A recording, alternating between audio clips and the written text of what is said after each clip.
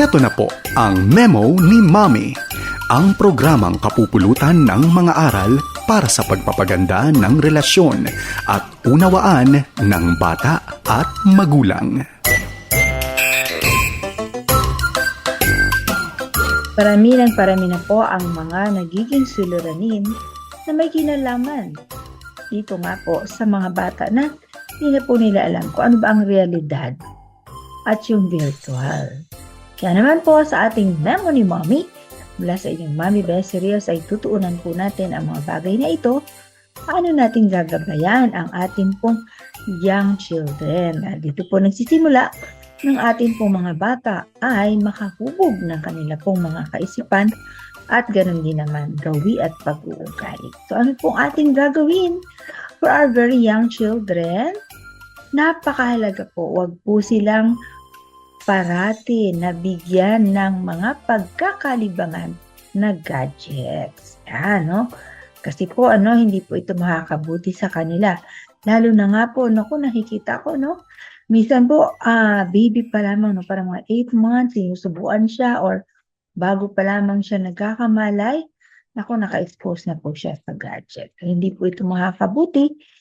Maganda po, yung medyo may edad-edad na.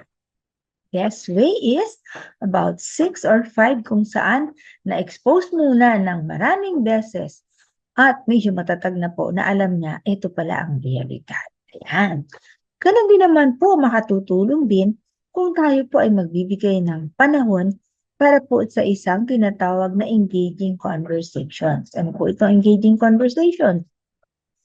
Kung ano man po yung nagaganap sa kapaligiran. Kasama ba natin siya sa ating pamimili? I-expose po natin siya sa mga bagay sa paligid. Ganon din naman sa ating tahanan kung tayo po ay kumakain or yung pong mga interactive games and play. Ayan. Kausapin natin siya patungkol doon. At maganda nga po kung siya mismo ay makaka-create ng sarili niyang mga paglalaruan. Because this will raise the creativity of the children. Ganun din naman po, maganda rin na ipapamalay natin sa ating mga bata yung atin pong pagbibigay halaga sa mga social interaction sa paligid. Halimbawa, bilang isang pamilya, meron po ba tayong oras na tayo ay nag-uusap-usap ng mga bagay-bagay na may kinalaman sa kanila pong mga interest or isang tuon ng atin pong ay family conversation. Maganda po, ang pag-uusapan natin ay mga real-life stories, mga heroes, upang sila po ay makabuo sa kanilang kaisipan na pwede nilang pangalisan. Kasama rin po dito sa ating pinag-uusapan ng mga kamalayan patungkol sa kapaligiran ay to expose them in conversation with other people.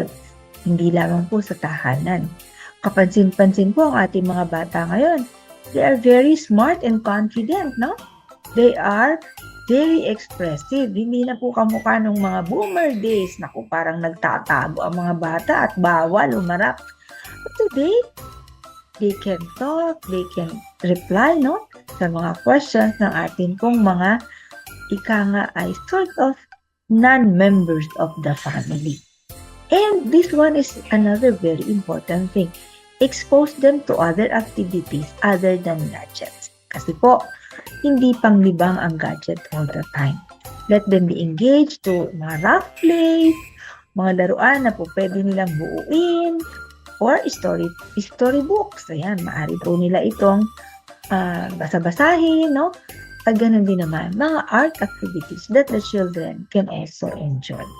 Mailang bagay po yan upang patuloy naman makahubog tayo sa kaisipan ng ating mga bata na tinatawag nating real-life connections. Sa inyong Mommy Best Series sa Memo ni Mommy. Salamat po sa inyong pakikinig sa Memo ni Mommy. Para sa mga tanong, mungkahi o kuro-kuro, mag-email lamang sa memonimommy@yahoo.com o mag-text sa 0919-688-0324.